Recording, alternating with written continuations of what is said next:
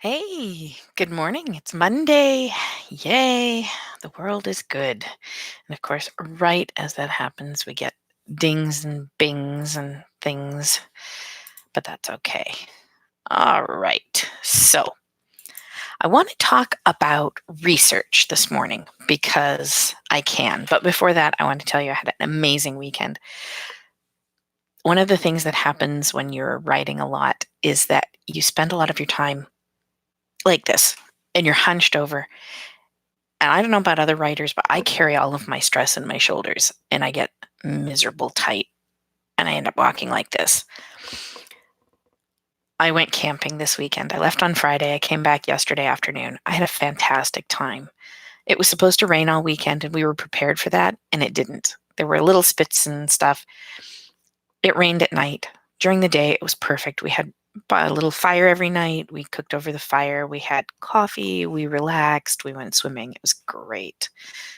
Recharging is so important.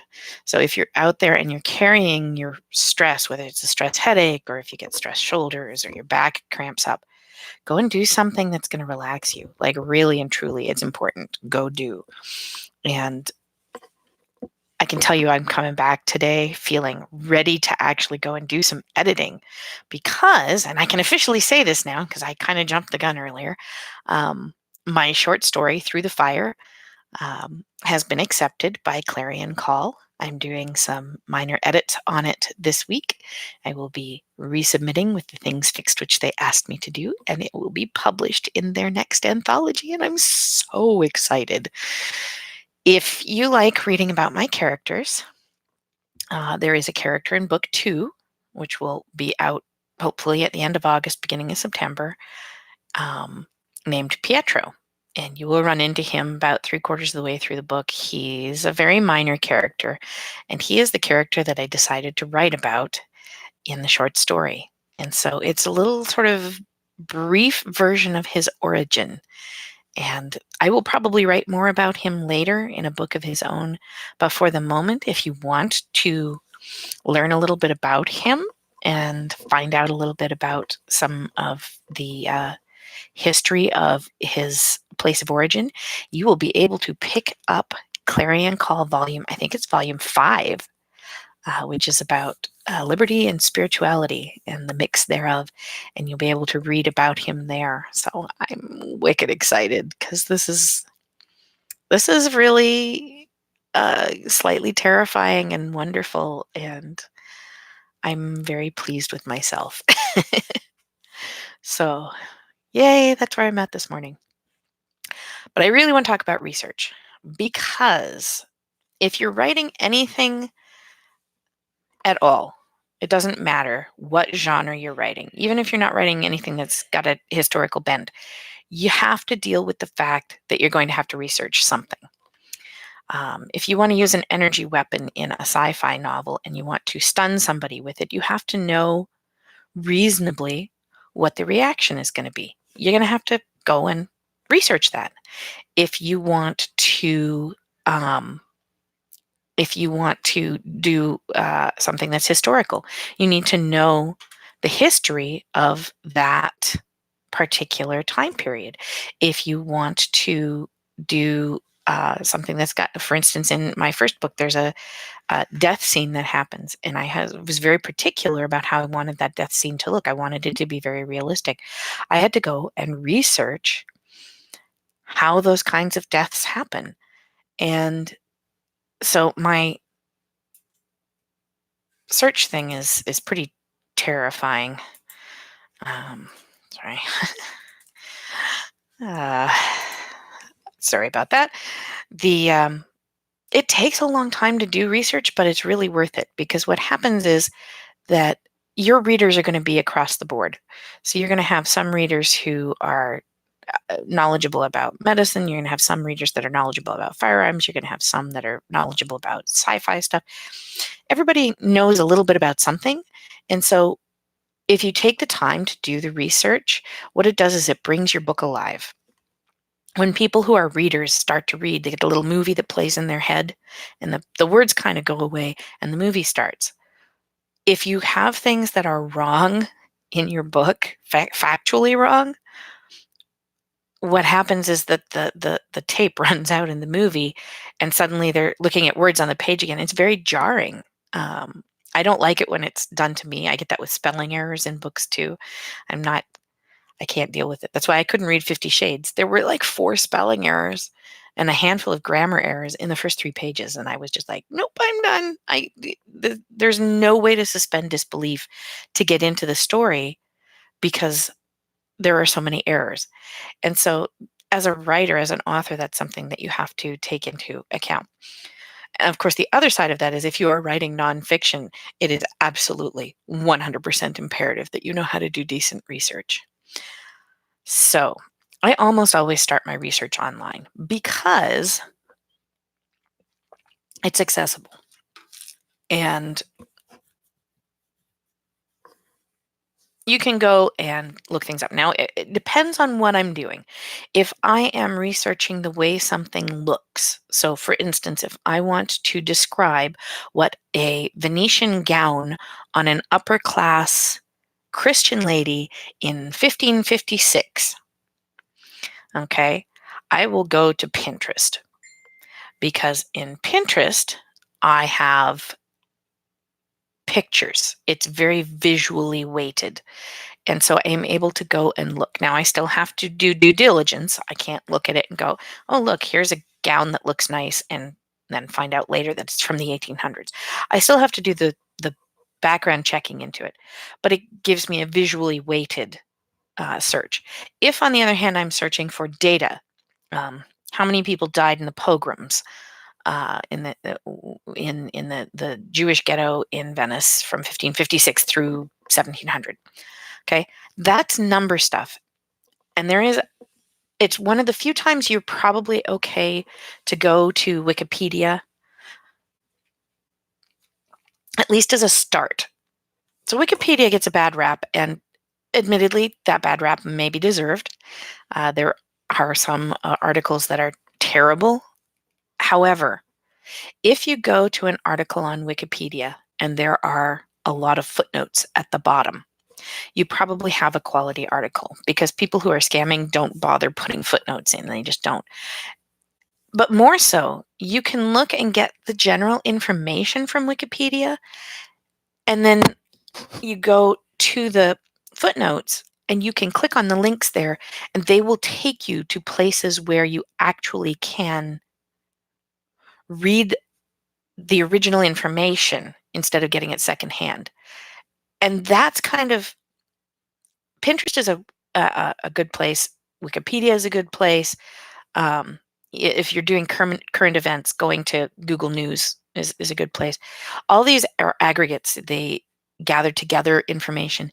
They're great as starting places. Even Wikipedia, it's not a bad word. Take those beginnings and then follow them on. There are different types of research that you can do, different types of books that you can look at. So if I'm writing something about, well, let's say the 1800s, okay, because I have vampires that come from that era, I could go and read a Wikipedia article on it, and that would be helpful. I can go and read a book about the time period that was written today, and that would be helpful. But if what I'm looking to do is get the feel of how somebody acted in that time, I have found that the best thing I can do is actually go and read the original writings from that time. So I have a bunch of diaries from people that were written in the 1800s by men, by women, by young people.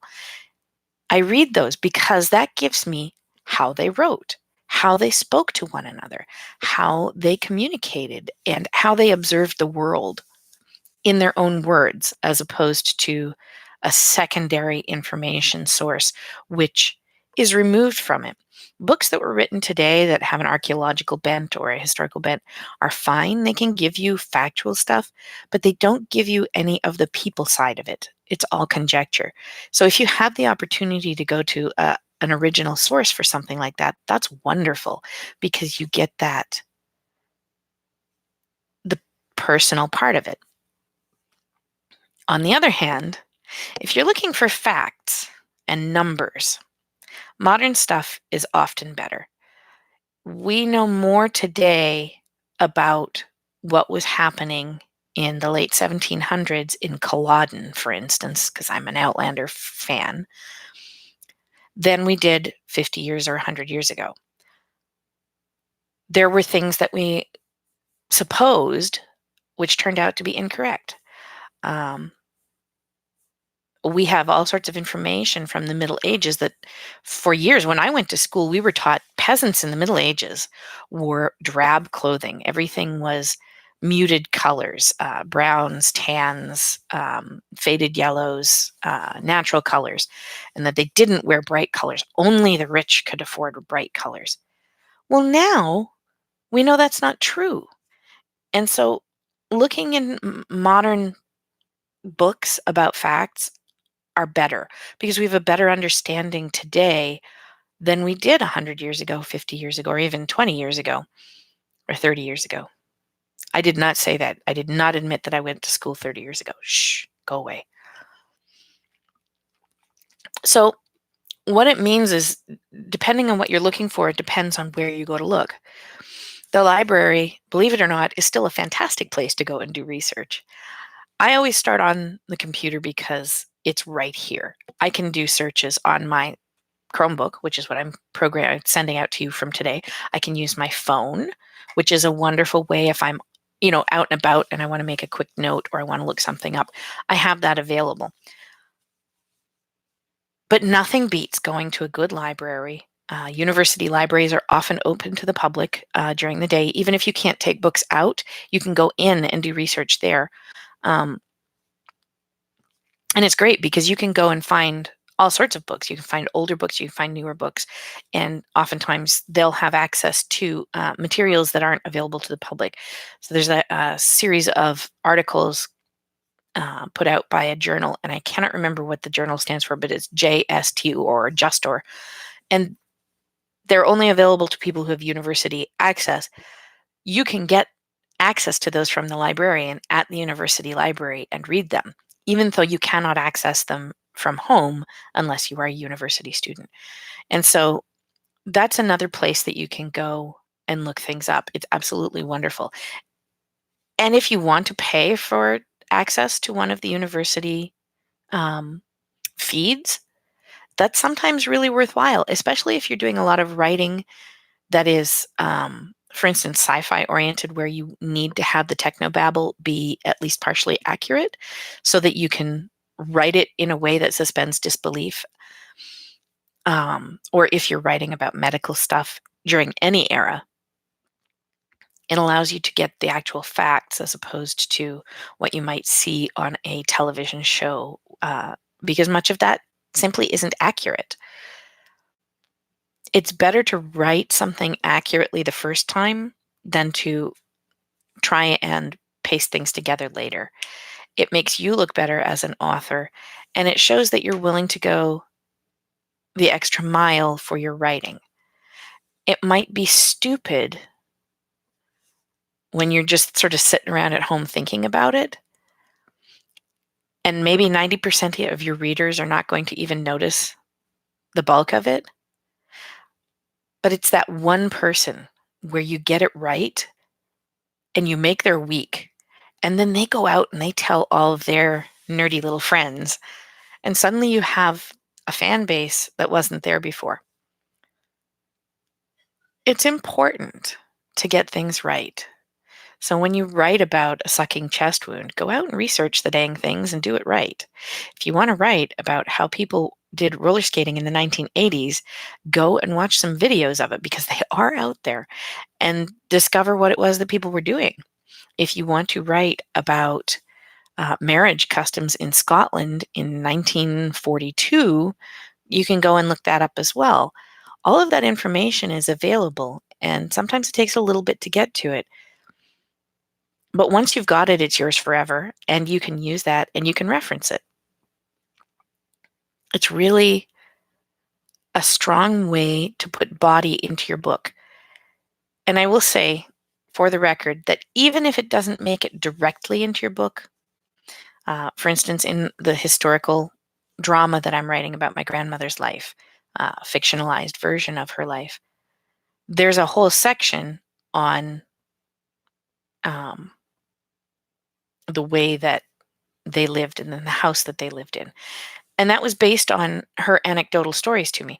I discovered afterwards, when doing research, that her stories were not actually correct. She had told me things to hide certain facts which she felt were embarrassing.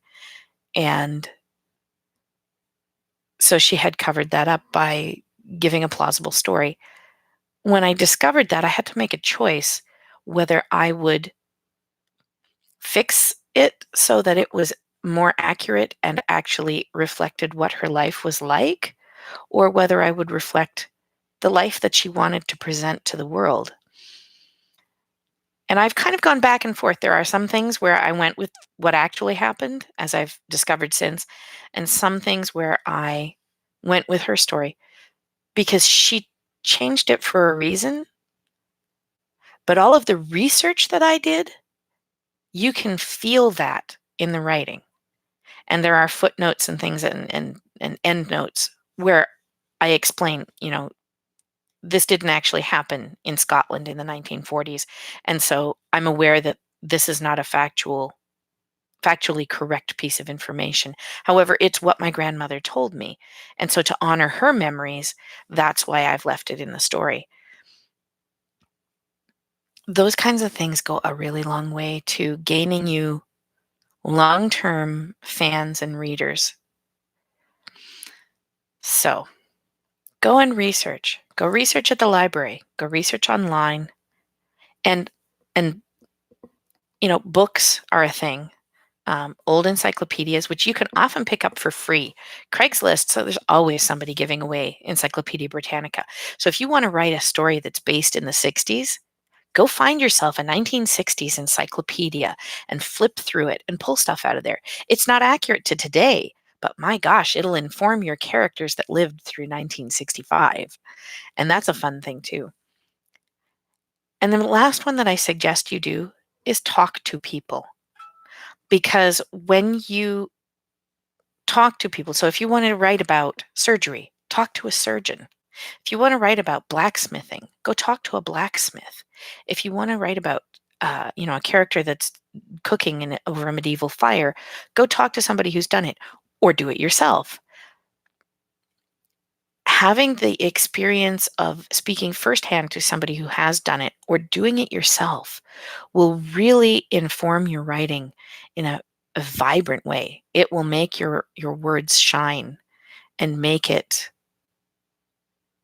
really pop. It makes it real.